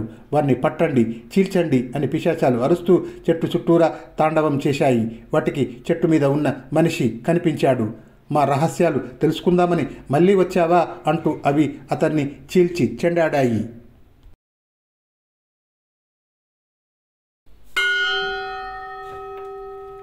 గజ ఈతగాడు. చాలా ఏండ్ల క్రితం పశ్చిమ సముద్ర తీరాన కేరళ రాజ్యానికి చెందిన ఒక దీవి లక్కదీవులకు కొంచెం దూరంలో ఉండేది. అది చాలా వరకు రాతిమయంగా ఉండటం చేత అక్కడ వ్యవసాయానికి ఇతర వృత్తులకు అవకాశం ఉండేది కాదు. కనుక ఆ దీవిలో నివసించేవారు ప్రధానంగా చేపలు పట్టి జీవించేవారు, పశువులను పోషించేవారు అయి ఉండేవారు. అక్కడి బెస్తలలో కొందరు నావికులుగా వెళ్ళిపోయేవారు. మరికొందరు సముద్రం అడుగుకు వెళ్ళి ముత్యపు చిప్పలు, పగడపు రాళ్ళు తెచ్చి వాటిని దీవిలోని వర్తకులకు అమ్మి పొట్టపోసుకునేవారు. ఆ దీవిలో ఉండే ఒక ముసలి బెస్తవాడికి చాలామంది కొడుకులు. వారిలో చాలామంది చేపలు పట్టడంలో తండ్రికి సహాయం చేసి తాము కూడా అదే వృత్తి అవలంబించారు. ఒకరిద్దరు వర్తక నౌకలలో పనులు సంపాదించుకున్నారు. వారిలో ఆఖరివాడు చిన్నతనం నుంచి ఒక విచిత్రమైన ప్రకృతి కలవాడు. చేపలు తన్నుకొని చావటం వాడు చూడలేకపోయేవాడు. చిన్నతనంలో వాడు తీరానికి వెళ్ళి తన తండ్రి, అన్నలు పట్టుకు వచ్చిన చేపలను తట్టలలో మోసుకుపోయేటప్పుడు ఏ చేపలోనైనా ప్రాణం ఉన్నట్టు కనిపిస్తే దానిని వెంటనే నీటిలోకి విసిరివేసేవాడు. ఒక్కొక్కసారి వాడు ఇంటికి చేరేసరికి తట్టలో సగం చేపలు కూడా ఉండేవి కావు. ఈ విధంగా వాడు భూతదయ కలిగి ఉండటం చేత వాడికి చేపలు పట్టే వృత్తి అబ్బలేదు. కానీ వాడికి సముద్రమన్నా చేపలన్నా అంతులేని ప్రేమ. ఎందుకు పనికిరాని మొద్దు అని తల్లిదండ్రి చేత తిట్లు తిని వాడు సముద్ర తీరానికి వెళ్ళి గంటల తరబడి కూర్చునేవాడు. సముద్రంలో ఈతలు కొట్టేవాడు. భూమి మీద కన్నా వాడికి సముద్రం అడుగున ఎక్కువ వింతలు, రంగులు, ఆకర్షవంతమైన దృశ్యాలు కనిపించేవి. అందుచేత వాడు నీటి అడుగున చాలాసేపు ఉండటం అభ్యాసం చేసి అట్టడుగు సముద్రంలో సంచరించటం, అక్కడ ఉండే వింత వింత చేపలను, పగడపు చెట్లను, విచిత్రమైన కాంతులను చూసి ఆనందించటం సాగించాడు. పెరిగి పెద్దవాడు అయ్యేసరికి వాడు వెళ్ళినంత సముద్రపు లోతులకు వెళ్ళి నీటి అడుగున వాడున్నంతసేపు ఉండగలవాడు ఆ దీవిలో ఒక్కడు కూడా లేడు. వాడికి చేప మనిషి అని అందరూ పేరు పెట్టారు. వాడు ఉదయమే వెళ్ళి పగలంతా సముద్రంలో గడిపి చీకటి పడ్డాక ఇంటికి తిరిగి వచ్చి తాను ఆ రోజు చూసిన వింతలన్నీ తన అన్నలకు వర్ణించి చెప్పేవాడు. సముద్రం అడుగున మునిగిపోయిన పడవలు ఉండేవి. వాటి పగుళ్లలో నీటి మొక్కలు పెరిగేవి. పగడపు శిలల మీద శాఖలు శాఖలుగా ఎర్ర తెల్ల పగడపు కొమ్మలు ఉండేవి. నీటిలో ముత్యపు చిప్పలు, నక్షత్ర చేపలు, కని విని ఎరగని గాజులాంటి చేపలు ఎన్నో ఉండేవి. వాడు వాటన్నిటిని వర్ణిస్తుంటే అన్నలు వినిపించుకోక వాడికి నిశ్చయంగా పిచ్చే అనుకునేవారు. వాడికి గాలి సోకుందేమోనని వాడి తల్లి తాయెత్తులు కట్టించింది. కానీ తాయెత్తులతో వాడి ధోరణి మారలేదు. పైగా వాడికి గొప్ప ఖ్యాతి వచ్చింది. చేప మనిషి అనే మాట దీవిలోని అందరి నోట వినపడి చివరకు ఆ దేశపు రాజు దాకా వెళ్ళింది. అందుచేత రాజుగారు వాణ్ణి ఒకసారి తన భవనానికి పిలిపించాడు. వాడు రాజుగారి దర్శనానికి వెళ్ళినప్పుడు రాజుగారి కూతురు 17 ఏళ్ల పిల్ల కూడా అక్కడే ఉన్నది. ఏమిరా, నువ్వు ఎంత లోతు సముద్రం అడుగుకైనా దిగగలవట? సముద్రాన్ని గాలించడంలో నీకు ఈడైనవాడు ప్రపంచంలో లేడట. ఆ మాట నిజమేనా అని రాజు అడిగాడు. ఇతరుల మాట నాకు తెలియదు మహారాజా అన్నాడు వాడు. నీ శక్తి చూస్తాను అంటూ రాజుగారు అప్పటికప్పుడే తన విహార నౌకలో తన కుమార్తెతో పాటు వాణ్ణి కూడా ఎక్కించుకొని సముద్ర మధ్యానికి నౌకను నడిపించి ఒక బంగారు పాత్రను సముద్రంలో గిరవాటు వేసి దాన్ని తీసుకురా అన్నాడు. వాడు సముద్రంలో మునిగి అడుగుకు చేరి బంగారు పాత్రను తీసుకుంటూ అక్కడే ఉన్న పగడపు కొమ్మ ఒకటి విరిచి పైకి వచ్చాడు. వాడు ఆ పగడపు కొమ్మను రాజకుమార్తెకు ఇచ్చి బంగారు పాత్రను రాజుగారికి ఇవ్వబోయాడు. అది నీవే ఉంచుకో, ఇంతకన్నా కష్టమైన పని చెబుతాను, చేస్తావా అన్నాడు రాజుగారు. చెప్పండి, చేతనైతే చేస్తాను అన్నాడు వాడు. నీవు ఈ దీవి చుట్టూరా ఉన్న సముద్రం దిగువ భాగమంతా తిరిగి అక్కడి విశేషాలు నాకు చెప్పాలి అన్నాడు రాజు. చాలా దూరం అన్నాడు వాడు.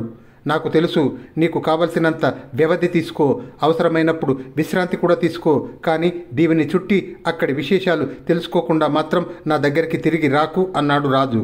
అయితే ఇక్కడే ఉండండి అని వాడు రాజకుమార్తె కేసి చూసి సముద్రంలో మునిగాడు. వాడు తిరిగి రావటానికి 3 మాసాలు పట్టింది. మహారాజా, మా దేవికి అడుగున 3 బ్రహ్మాండమైన రాతి కొండలు ఆధారం ఉన్నాయి. వాటి తాలూకు రాయి మామూలు కొండరాయి కన్నా చాలా బలమైనది. అయితే వాటిలో ఒకటి నశించిపోతున్నది అన్నాడు వాడు రాజుగారితో. నశించిపోతున్నదా? ఎందుకు అని రాజు అడిగాడు. దాని దిగువ భాగంలో అగ్ని ప్రజ్వరిల్లుతున్నది. అది రాతిని ధ్వంసం చేస్తున్నది.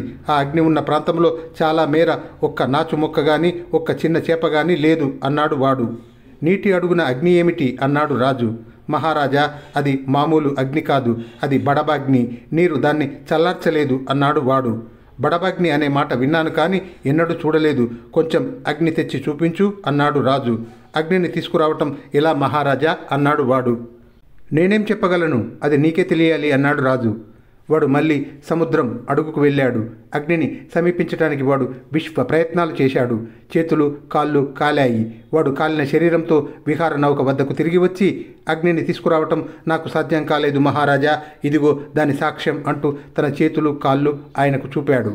ఇప్పుడు నీ మాట నమ్మగలను, నీవు నిజంగా అపూర్వమైన ఈతగాడివే అన్నాడు రాజు. ఈసారి అగ్నిని చాలా దగ్గరగా చూశాను మహారాజా, అది ఒక కొండను చాలా భాగం తినేసింది. దీవికి త్వరలోనే గొప్ప ప్రమాదం రానున్నదని నా నమ్మకం అన్నాడు వాడు. రాజుగారు వాడి మాట మీద నమ్మకం ఉంచి ఆ దీవిలో ఉండే వారందరినీ దీవి వదిలి రావాల్సినదని ఉత్తర్వు చేశాడు. వారికి నివాస యోగ్య ప్రదేశాలు ఏర్పాటు చేశాడు. దీవిని మనుషులు పశువులు విడిచిపెట్టిపోయిన కొద్ది రోజులకే ఆ దీవి మీద భయంకరమైన భూకంపాలు కలిగి 1 మాసం రోజుల లోపల దానిలో ఒక్కొక్క భాగమే సముద్ర జలంలోకి ఒరిగిపోయింది. రాజు చేప మనిషిని పిలిపించి, నీ ప్రజ్ఞ వల్ల అనేక వేల మంది ప్రాణాలు దక్కాయి, ఏమి బహుమతి కోరుకుంటావో కోరుకో అన్నాడు. వాడు రాజకుమార్తె కేసి చూసి జవాబు చెప్పలేదు. తన కూతురి అభిప్రాయం అదివరకే తెలుసుకొని ఉన్న రాజు వాడికి ఆమెను ఇచ్చి పెళ్లి చేసి తన వద్దనే ఉంచుకున్నాడు.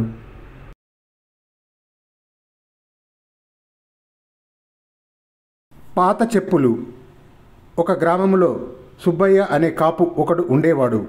అతను తనకు ఉన్న కొద్ది పొలాన్ని తానే స్వయంగా చేసుకొని అందులో కాయలు కూరలు పెంచి వారానికి ఒకసారి బస్తీకి తీసుకుపోయి అమ్మి బస్తీ నుంచి ఇంటికి కావలసిన సరుకులు తెచ్చుకొని కాలక్షేపం చేస్తున్నాడు.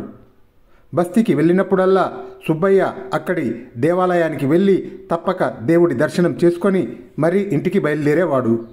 ఒకసారి సుబ్బయ్య బస్తీకి బయలుదేరేటప్పుడు ఉత్త కాళ్ళతో బయలుదేరాడు. కారణం ఏమంటే అతని పాత చెప్పులు బొత్తిగా పనికిరాకుండా అరిగి బొక్కలు పడిపోయాయి. అందుచేత అతను ఈసారి కూరలమ్మిన డబ్బులో నుంచి బస్తీలో కొత్త చెప్పులు కొనుక్కున్నాడు. వాటితోనే అతను ఆలయానికి వచ్చి చెప్పులు బయట విడిచి దేవుణ్ణి దర్శించుకోవటానికి గుడి లోపల ప్రవేశించాడు. ఆ ఆలయం సమీపంలోనే కోటయ్య అనే చిల్లర అంగడి వ్యాపారస్తుడు ఉంటున్నాడు. అతను కూడా ఆలయానికి వచ్చి దేవుడికి దండం పెట్టుకొని సుబ్బయ్య లోపలికి పోతుండగా తాను బయటికి వచ్చాడు. ఆలయం వెలుపలికి రాగానే కోటయ్యకు సరికొత్త చెప్పుల జత కనబడింది. లోభ స్వభావుడైన కోటయ్యకు వీలుంటే వాటిని సంగ్రహించాలని ఆశ కలిగింది. వాటిని కాళ్లకు తొడుక్కున్నాడు. ఆ చెప్పులు అతని కోసమే కుట్టినట్టుగా సరిపోయినాయి. కొద్ది క్షణాల పాటు కోటయ్య అటూ ఇటూ తిరిగాడు. ఎవ్వరూ అతన్ని అడ్డగించలేదు. ఆ చెప్పుల తాలూకు మనిషి ఎవడు ఆ దాపుల లేడని నిర్ధారణ చేసుకొని కోటయ్య చెప్పుల కోసం ఇంటికి వెళ్ళే పని కూడా లేదు గనక కొత్త చెప్పులతో తిన్నగా దుకాణానికే వెళ్ళాడు.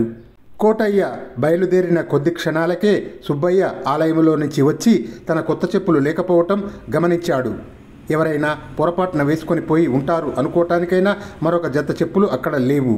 తన చెప్పులెవరో దొంగతనం చేశారు. దేవుడి సన్నిధినే దొంగతనం జరిగిపోయింది. దేవుడి దర్శనం కోసం వచ్చినవాడే దొంగతనానికి పాల్పడ్డాడు. ఎంతో శ్రమించి కష్టార్జితం వెచ్చించి కొన్న కొత్త చెప్పులు పోయేసరికి సుబ్బయ్య ప్రాణం చివుక్కుమన్నది. ఆ చెప్పుల జాడ కనుక్కోకుండా గ్రామానికి తిరిగి వెళ్ళటానికి అతనికి బుద్ధి పుట్టలేదు.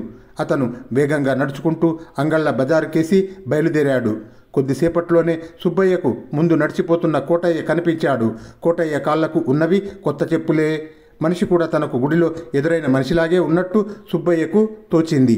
అందుచేత అతను కోటయ్య వెనకనే అతని దుకాణం దాకా వెళ్ళాడు. కోటయ్య దుకాణం ముందు చెప్పులు వదిలి లోపలికి వెళ్ళాడు. అప్పుడు సుబ్బయ్య ఆ చెప్పులను జాగ్రత్తగా పరీక్షించి అవి తన కొత్త చెప్పులేనని రూఢి చేసుకున్నాడు. ఎందుకంటే కొనకముందే సుబ్బయ్య ఆ చెప్పులను ఎంతోసేపు పరిశీలించి ఉన్నాడు. ఈ లోపల కోటయ్య సుబ్బయ్యను గమనించి, ఏం కావాలి? మంచి చింతపండు వచ్చింది, తీసుకుంటావా అని అడిగాడు. తాను కాజేసిన కొత్త చెప్పులు ఆ మనిషివేనని కోటయ్యకు తెలియదు. నాకేమీ అక్కర్లేదండి, నా చెప్పుల కోసం వచ్చాను అన్నాడు సుబ్బయ్య. కోటయ్య గుండె గుబుక్కుమన్నది. కానీ మరుక్షణమే అతను ఈ పల్లెటూరి పేదరైతును బుకాయించడానికి నిశ్చయించుకున్నాడు. ఎందుకంటే చెప్పులు దొంగిలించిన లాభం కంటే ఈ చిన్నకారు మనిషి చేత దొంగ అనిపించుకోవటం వల్ల కలిగే పరువు నష్టం చాలా హెచ్చు. అందుచేత కోటయ్య గుడ్లు ఉరిమి, ఏమన్నావురా అన్నాడు. సుబ్బయ్య ఏమీ బెదరలేదు. అతను మర్యాదగానే, మీరు గుడి నుండి వస్తూ ఏమరపాటున వాటిని తొడుక్కొచ్చి ఉంటారు, నా చెప్పులు నేను తీసుకుపోతా అంటూ చెప్పుల్లో కాళ్ళు పెట్టబోయాడు. నీ చెప్పులు నేను కాజేశానంటావా? నాకు దొంగతనం అంటగడతావా? మంచి ఎత్తే వేశావే అన్నాడు కోటయ్య పెద్దగా గొంతు ఎత్తి. మీకు దొంగతనం అంటగట్టానా? చెప్పులు నావి అన్నాడు సుబ్బయ్య. ఆ చెప్పులు తనవని సుబ్బయ్య రుజువు చేసుకోగలడని కోటయ్యకు తోచలేదు. అదీగాక తాను ఆ చెప్పులు సుబ్బయ్యవై ఉంటాయని ఒప్పుకుంటే 10 మంది తిరుగుతున్న చోట తాను దొంగతనం చేసినట్టు ఒప్పుకున్నట్టే అవుతుంది. వీధిన వెళ్ళే వాళ్ళు కొందరు ఆగి జరిగేదంతా వింటున్నారు కూడా. పోరా దొంగ విధవ అని కోటయ్య సుబ్బయ్యను దుకాణంలో నుంచి బయటికి గెంటబోయాడు. అప్పుడు సుబ్బయ్య, నా చెప్పులు, నా కొత్త చెప్పులు అని కేకలు పెట్టాడు. మరింతమంది చేరారు. ఆ చెప్పులు ఎక్కడ కొన్నావని కొందరు సుబ్బయ్యను అడిగారు. వీధిన వెళ్ళే చెప్పులవాడి దగ్గర కొన్నానని సుబ్బయ్య చెప్పాడు. చూడబోయి, ఆ చెప్పులు నీవని నీవు రుజువు చేసుకోలేవు. అవతల పెద్ద మనిషి తనమంటున్నాడాయే. అందుచేత ఇది మధ్యవర్తులు పరిష్కరించే విషయం కాదు. న్యాయాధికారి వద్దకు వెళ్ళి ఫిర్యాదు చెయ్యి, ఆ తర్వాత ఏమైతే అదే అవుతుంది అని నలుగురు చేరి సుబ్బయ్యకు సలహా ఇచ్చారు. సుబ్బయ్య ఆ సలహాను అనుసరించి న్యాయాధికారి వద్దకు వెళ్ళి తన కొత్త చెప్పులను ఫలానా కోటయ్య అనే దుకాణదారు కాజేసినట్టు ఫిర్యాదు చేశాడు. న్యాయాధికారి కోటయ్యను చెప్పులతో సహా పిలిపించాడు. చెప్పులు ఇద్దరి కాళ్లకు సమంగా సరిపోయాయి. ఇద్దరికీ సాక్షులు లేరు. బెదవ చెప్పులు కొనటానికి కూడా సాక్షులను పక్కన ఉంచుకోవాలంటే నాలాంటి వ్యాపారస్తుడు బ్రతకగలడా అని కోటయ్య ఎద్దేవా చేశాడు. ఇద్దరిలోనూ ఒకరు దొంగ అన్నది న్యాయాధికారికి రూఢి అయింది. మీరిద్దరూ మీ అరిగిపోయిన పాత చెప్పులు తెస్తే ఈ చెప్పులు ఎవరివో నేను తీర్పు చెప్తాను అన్నాడు ఆయన. నేను అరిగిపోయిన చెప్పులు ఉంచుకుంటానటండి, వాటిని అప్పుడే ఇలాంటి పేదవాడికి దానం చేశాను అంటూ కోటయ్య సుబ్బయ్యను చూపాడు. సుబ్బయ్య మటుకు నా పాత చెప్పులు రేపు తెచ్చి తమకు చూపిస్తాను, నాకు తమరు న్యాయం చేయాలి, పేదవాణ్ణి అన్నాడు దీనంగా. అలాగే చెయ్యి, నీ పాత చెప్పులే చాలు నిజం తెలుసుకోవటానికి అన్నాడు న్యాయాధికారి. దొంగతనం చేసినది కోటయ్యే అన్న అనుమానం న్యాయాధికారికి అప్పుడే కలిగింది. కోటయ్య పాత చెప్పులు ఏమంత పాతవి కావు, వాటిని ఇంకా చాలా కాలం వాడవచ్చును. వాటిని న్యాయాధికారి చూస్తే ఈ చెప్పులు ఇంకా గట్టిగా ఉండగానే కొత్తవి కొన్నావా అని అడుగుతాడు. అందుచేత కోటయ్య తన పాత చెప్పులను ఎవరికో ఇచ్చినట్టు బొంకాడు. తన దాతృత్వాన్ని, సుబ్బయ్య పేదతనాన్ని న్యాయాధికారికి ఎత్తి చూపటానికి కూడా అతను ప్రయత్నించాడు. కోటయ్య సుబ్బయ్య వెళ్ళిపోగానే న్యాయాధికారి కోత్వాల్ను పిలిపించి, ఫలాని కోటయ్య అనే వ్యాపారస్తుడి వెంట రహస్యంగా ఒక మనిషిని ఉంచండి, అతను ఈ రాత్రికి ఫలాని గ్రామం వెళ్ళి అక్కడ ఒక చిన్న దొంగతనం చేసే అవకాశం ఉన్నది అని చెప్పాడు. న్యాయాధికారి ఊహించినట్టుగానే కోటయ్య సుబ్బయ్య పాత చెప్పులను తస్కరించడానికే నిశ్చయించాడు. కోతిపుండు బ్రహ్మ రాక్షసి అయినట్టుగా ఉంది. సుబ్బయ్య ఆ చెప్పులు తనవి అన్నప్పుడే వాటిని వాడి మొహాన పారేస్తే పోయేది. బజారులో 10 మంది దొంగ అని పోతారని భయపడి తాను సుబ్బయ్యను బుకాయించాడు. రేపు న్యాయస్థానంలో దొంగ అనిపించుకుంటే ఇక ఆ బస్తీలో తనకు మంచినీరు కూడా పుట్టదు. అందుచేత కోటయ్య ఎంత అవస్థపడి అయినా సరే సుబ్బయ్య పాత చెప్పులు సంగ్రహించదలిచాడు. కోటయ్య సుబ్బయ్య వెనకనే బయలుదేరి చీకటి పడినాక వాళ్ళ గ్రామం చేరుకున్నాడు. సుబ్బయ్య ఇంటి పక్కనే నక్కి లోపల జరిగే సంభాషణ విన్నాడు. సుబ్బయ్య తన భార్యకు జరిగినదంతా చెప్పి, నా పాత చెప్పులను ఎక్కడ ఉంచావు, వాటిని రేపు న్యాయాధికారికి చూపిస్తే గాని నా కొత్త చెప్పులు నాకు రావు అన్నాడు. ఇంటి వెనక చూరు కింద దాచాను అన్నది సుబ్బయ్య భార్య. ఈ రహస్యం తెలియగానే కోటయ్య ఆ పాత చెప్పుల కోసం వెతికి వాటిని తీసుకొని బస్తీకి పోతూ దారిలో కనిపించిన ఓ పెద్ద పొదలోకి వాటిని విసిరి పుచ్చుకు గిరవాటు వేశాడు. అతను ఈ పని చేసిన మరుక్షణం 4 దొంగలు అతన్ని పట్టుకొని అతని బేళ్ల ఉంగరాలు లాక్కొని పారిపోయారు. మర్నాడు న్యాయస్థానానికి కోటయ్యలాగే సుబ్బయ్య కూడా వట్టి చేతులతో హాజరయ్యాడు. నీ పాత చెప్పులు తెచ్చావా అని న్యాయాధికారి అడిగితే అతను అవి నిన్న సాయంకాలం కూడా ఇంటి చూరు కింద ఉన్నాయి, తెల్లవారి ఎంత వెతికినా దొరకలేదు అన్నాడు. న్యాయాధికారి ఒక భటుడికి సజ్ఞ చేయగా వాడు ఒక పాత చెప్పుల జత తెచ్చాడు. సుబ్బయ్య వాటిని గుర్తించి, ఇవే నా చెప్పులు అన్నాడు ఆశ్చర్యంతో.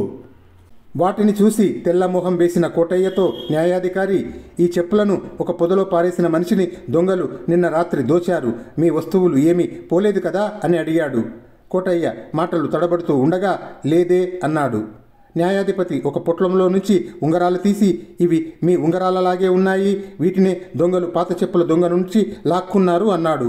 కోటయ్య దొంగతనం బయటపడిపోయింది. అతను కొత్త చెప్పులు దొంగిలించినందుకు ఒక జరిమానా, పాత చెప్పులు దొంగిలించినందుకు అంతకు రెట్టింపు జరిమానా చెల్లించుకొని చెప్పుల దొంగ అని శాశ్వతమైన కీర్తి తెచ్చుకున్నాడు. సుబ్బయ్య ఎలాగైతేనేం తన కొత్త చెప్పులను తిరిగి సంపాదించుకున్నాడు.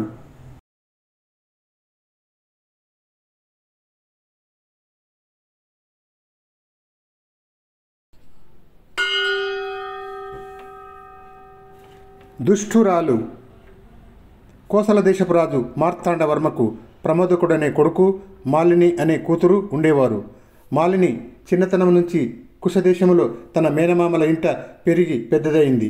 ప్రమోదకుడు సకల విద్యలు పూర్తి చేసి లోక అనుభవం కొరకు దేశయాత్ర వెళుతూ ఏ దేశంలోనైనా తన చెల్లెలికి తగిన వరుడుంటే చూడటానికి, తిరిగి వచ్చేటప్పుడు మేనమామల ఇంటి నుంచి చెల్లెల్ని తన వెంట తీసుకురావడానికి నిశ్చయించుకున్నాడు. అతను అనేక దేశాలు తిరిగి చివరకు కుశదేశం చేరాడు. వేరువేరు దేశాలలో తాను చూసిన యోగ్యులైన రాజకుమారులను గురించి అన్న చెప్పాడు. కానీ మాలిని అందరినీ నిరాకరించింది. ప్రమోదకుడు కొద్ది రోజుల తర్వాత మాలినిని వెంటబెట్టుకొని కోసలకు బయలుదేరాడు. వారిద్దరూ ఒక రథమెక్కి అరణ్య మార్గాన వస్తూ ఉండగా ఒకచోట దొంగల గుంపు వారిపైన పడింది. వెంటనే ప్రమోదకుడు కత్తి దూసి దొంగల మధ్యకు దూకి ఒక్కసారి కత్తి అటు ఇటు ఊపేసరికి ఒక పక్క 6, రెండో పక్క 5 తలలు తెగి పడిపోయారు. ఈ సంఘటన చూసి మిగిలిన దొంగలు కొయ్యబారిపోయారు. దొంగల నాయకుడు ప్రమోదకుణ్ణి శరణు వేడాడు. నీవు శరణు వేడగానే సరికాదు, నీ ముఠానంతటిని పంపేయాలి, నీవు ఈ అరణ్యాన్ని విడిచిపోవాలి అన్నాడతను దొంగల నాయకుడితో. అలాగే చేస్తాను, నేను చాలా ధనం సంపాదించాను, అదంతా మీ పరం చేసేస్తాను, ఆ తర్వాత ఏ నగరానికన్నా పోయి మరేదైనా జీవనోపాధి కల్పించుకుంటాను ఇప్పుడు మీరిద్దరూ నా భవనానికి వచ్చి 2 రోజుల పాటు నాకు అతిథులుగా ఉండాలని నా ప్రార్థన అన్నాడు దొంగల నాయకుడు. వృత్తి చేత దొంగ అయినా వాడు స్ఫూర ద్రూపిగాను మర్యాదలు తెలిసినవాడులాగాను కనిపించాడు. అతని ఆతిథ్యం స్వీకరించడానికి మాలిని ఏమీ అభ్యంతరం చెప్పనందున ప్రమోదకుడు దొంగల నాయకుడింటికి తన చెల్లెలితో సహా వెళ్ళాడు. అరణ్యం మధ్యంలో ఉన్న ఆ ఇల్లు ఇంచుమించు రాజభవనంలాగా ఉన్నది. ఇంటి నిండా బోలెడంతమంది దాసదాసీ జనం ఉన్నారు. అతిథులకు ఆ ఇంట అన్ని మర్యాదలు జరిగాయి, అన్ని సౌకర్యాలు అమిరాయి. మర్నాడు తెల్లవారుజామునే మాలిని తన అన్నతో, నాకు విపరీతమైన తలపోటుగా ఉన్నది. రాత్రి నాకు కలలో ఒక భూతం కనిపించి తలనొప్పితో చచ్చిపోతావని చెప్పింది. తర్వాత ఒక ఋషి కనిపించి నన్ను భయపడవద్దని చెప్పి తూర్పు దిక్కున ఎర్రకొండ కింద చెరువు ఉన్నదని, దాని నీరు తాగితే తలపోటు తగ్గిపోతుందని చెప్పాడు. నిద్ర లేస్తూనే తలపోటు ఆరంభమైంది. ఆ ఎర్రకొండ ఎక్కడ ఉన్నది? అక్కడికి వెళ్ళి నాకు ఆ చెరువు నీరు ఎవరు తెస్తారు? నాకు చావు తప్పదు అని బెంబేలు పడిపోయింది. నేను వెళ్ళి నీరు తెస్తాను, నీవు ధైర్యంగా ఉండు అని చెల్లెలతో అని ప్రమోదకుడు తూర్పు దిక్కుగా ప్రయాణమై వెళ్ళాడు. అతను అడవిలో చాలా దూరం వెళ్ళగా ఒక ఎలుగుబంటి ఎదురు వచ్చింది. ప్రమోదకుడు దాన్ని లక్ష్య పెట్టక తన పని మీద తాను ముందుకు వెళ్ళాడు. మరికొంత దూరం వెళ్ళాక ఒక పక్క నుంచి పెద్ద పులి అతన్ని చూసి ఘాండ్రుమన్నది. దాన్ని కూడా అతను లెక్క పెట్టలేదు. మరికొంత దూరం వెళ్ళాక ఒక సింహం గర్జిస్తూ అతనికి ఎదురుపడింది. దాన్ని కూడా అతను లక్ష్య పెట్టక ముందుకు సాగి ఎర్రకొండ దిగువన ఉన్న చెరువులో తన వెంట తెచ్చిన పాత్రను ముంచి నీరు తెచ్చుకున్నాడు. అతను తిరిగి వచ్చేటప్పుడు అతని దారికి అడ్డంగా సింహము, పులి, ఎలుగుబంటి నిలబడి కనిపించాయి. సింహం మనిషి భాషలో, అబ్బాయి, నీవు నిజమైన ధైర్యశాలివి. మా భయం చేత ఈ ప్రాంతాలకు ఎవరూ రారు. ఒకవేళ దారి తప్పి వస్తే మమ్మల్ని చూసి భయపడి పారిపోతారు, లేదా మమ్మల్ని చంపడానికి ప్రయత్నిస్తారు. అంతేకాని నీలాగా నిర్భయంగా వెళ్ళిపోయిన వారు ఎవరూ లేరు. ఇటు వచ్చిన వారంతా మా చేత చచ్చారు. నీకెప్పుడైనా ఆపద కలిగితే ఈ కొమ్ము తీసుకొని ఊదు అని చెప్పి తన కాళ్ళ వద్ద ఉన్న కొమ్ము ఒకటి ప్రమోదకుడికి చూపింది. ప్రమోదకుడు దాన్ని తీసుకొని దొంగల నాయకుడి ఇంటికి వచ్చేశాడు. అతను తెచ్చిన నీరు తాగి తన తలనొప్పి పోయిందన్నది మాలిని. ఆమె అతనితో, నీవు వెళ్ళిన దారి చాలా అపాయమైనదట, నీకేమీ ప్రమాదం ఎదురు కాలేదు కదా అని అడిగింది. ఏమీ లేదే అన్నాడు ప్రమోదకుడు. తర్వాత దొంగల నాయకుడు తన అతిథులకు తాను కొల్లగొట్టిన ధనరాశులు చూపించాడు. అతను ఆ వస్తువుల మధ్య నుంచి ఇనుప సంఖ్యలు తీసి వీటిని చేతులకు ధరించి, తెంపగలవాడిది నిజమైన బలం, మీరు చాలా బలశాలి అని, దీన్ని తెంపగలరని మీ చెల్లెలు గారు అన్నారు. నేను తెంపలేరు అన్నాను. ఇద్దరము పందెం వేసుకున్నాము అన్నాడు ప్రమోదకుడితో. మా అన్నయ్య తప్పక తెంపగలడు అన్నది మాలిని. అసాధ్యం, మీరు తెంపలేరని ఒప్పేసుకోండి, పందెంలో నేను గెలుస్తాను అని దొంగల నాయకుడు ప్రమోదకుడికి నవ్వుతూ సలహా ఇచ్చాడు. అప్పుడు మాలిని రోషంతో, ఒప్పుకోకు అన్నయ్య, వాటిని తెంపి చూపించు, పందెంలో నేనే గెలవాలి అన్నది. ప్రమోదకుడు ఒక్క క్షణం ఆలోచించి, తెంపటానికి ప్రయత్నిస్తాను అంటూ చేతులు చాచి దొంగల నాయకుడి చేత సంఖ్యలు వేయించుకున్నాడు. ప్రమోదకుడు వాటిని ఎంత ప్రయత్నించి కూడా తెంపలేకపోయాడు. అప్పుడు మాలిని విరగబడి నవ్వి, నేను పందెంలో ఓడిపోయాను. పందెం ప్రకారం నేను ఈ దొంగల రాజును పెళ్లాడి తీరాలి. ఈ సంఖ్యలతో నీవు సింహాసనం మీద కూర్చోవటానికి తగవు. అందుచేత ఈ కొట్టులోనే పడి ఉండు. ఇక నుంచి నేను రాణిని, నా భర్త రాజు అన్నది. ఈ దొంగ చేత మోసపోయావా, లేక నీవే నన్ను మోసగించావా అని ప్రమోదకుడు తన చెల్లెల్ని అడిగాడు. ఇంకా నీ వద్ద దాపరికం దేనికి? ఈ దొంగ నాకు పాత స్నేహితుడే. మేమిద్దరము ప్రేమించుకున్నాము. దొంగ వృత్తి మానమంటే తనకు రాజ్యం ఇప్పించినట్టయితే మానుతానన్నాడు. అతను రాజు కావటానికి అడ్డుగా ఉన్నది నువ్వే కనుక నిన్ను చంపటానికి తన ముఠాతో వచ్చిపడి ఓడిపోయాడు.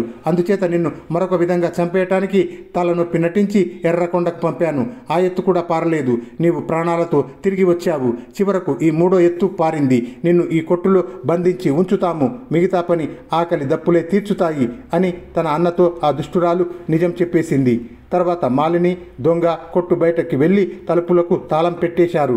ఇప్పుడు ప్రమోదకుడికి కొమ్ము ఉపయోగపడింది. దాన్ని అతను నోటి దగ్గర పెట్టుకొని ఊదాడు. అంతలోనే అతను ఉన్న కొట్టు తలుపులు పెలపెలా విరిగిపడ్డాయి. సింహము, పెద్ద పులి, ఎలుగుబంటి లోపలికి వచ్చాయి. ఎలుగుబంటి అతని చేతి సంఖ్యలను ఒక్క గుంజుతో తెంచేసింది. ఈ లోపుగా సింహము, పెద్ద పులి దొంగల నాయకుడి ఇల్లంతా గాలించి దాక్కున్న వాళ్లను, పారిపోయే వాళ్లను కూడా చంపేశాయి. మాలిని, ఆమె ప్రియుడైన దొంగ కూడా వాటి వాతపడి చచ్చారు. ప్రమోదకుణ్ణి బంధ విముక్తుని చేసిన ఎలుగుబంటి అతను చూస్తూ ఉండగానే మాయమై దాని స్థానంలో ఒక అద్భుత సౌందర్యవతి అయిన అమ్మాయి నిలబడింది. ఎవరు నీవు, ఏమిటి వింత అని ప్రమోదకుడు ఆమెను అడిగాడు. నా పేరు మాధవి, మిగతా వివరాలు మా వాళ్ళు చెబుతారు అని ఆమె అంటూ ఉండగానే సింహము పులి అక్కడికి వచ్చి మాధవిని ఎంతో ప్రేమతో రుద్దుతున్నాయి. మాధవి అతనితో, ఈ పులిని సింహాన్ని మీ కత్తితో నరికేయండి అన్నది. ఆ మాట వింటుంటే అతనికి మాధవి మాలిని కన్నా క్రూరురాల్లాగా కనపడింది. మాధవి అతని అనుమానం చూసి నవ్వి, వీరిద్దరూ నా తల్లి తండ్రి, నాలాగే శాపగ్రస్తులు, మీరు నరికేసినట్టయితే వారికి శాప విమోచనం కలుగుతుంది అన్నది. ప్రమోదకుడు ఇక సంకోచించక తన కత్తి తీసుకొని ఒకే దెబ్బతో పులిని సింహాన్ని కూడా నరికేశాడు. ఆ రెండు మృగాల స్థానంలో రాజదంపతులు ప్రత్యక్షమయ్యారు. రాజు ఇలా అన్నాడు, నాయనా, నేను శూరదేశపు రాజును. ఒకనాడు నేను ఈ నా భార్యతోనూ 2 ఏళ్ల ఈడుగల ఈ నా కుమార్తెతోనూ ఎర్రకొండ ప్రాంతాన విహారానికి వెళ్ళాను. వెళ్ళిన వాణ్ణి ఊరుకోక ఒక మునీశ్వరుణ్ణి చూసి హేళన చేశాను. ఆ ముని అలిగి మమ్మల్ని ముగ్గురిని వన్యమృగాలు కమ్మని శపించాడు. నేను ఆయన కాళ్ళపై పడగా మమ్మల్ని చూసి భయపడని వాడి చేతిలో మాకు శాప విమోచనం కలిగేటట్టు, నా కుమార్తె ఎవరినైనా ప్రేమించగానే దానికి యథారూపం వచ్చేటట్టు అనుగ్రహించాడు. మా కుమార్తె నిన్ను ప్రేమించింది కాబోలు, ఆమెకు మానవ రూపం వచ్చేసింది. నీ చేతి వేటు తింటే గాని మాకు శాప విముక్తి కలగలేదు. ఇదే మా కథ. తర్వాత శూరదేశపు రాజు తన భార్యను కుమార్తెను ప్రమోదకుణ్ణి వెంటబెట్టుకొని తమ దేశానికి వెళ్ళాడు. అప్పటిదాకా రాజ్యం చూస్తున్న మంత్రులు తమ రాజు రాకకు పరమానందం చెందారు. ప్రమోదకుడు తనను ప్రేమించిన మాధవినే పెళ్లాడి కాలక్రమాన కోసల దేశంతో పాటు శూరదేశాన్ని కూడా తానే పరిపాలించాడు.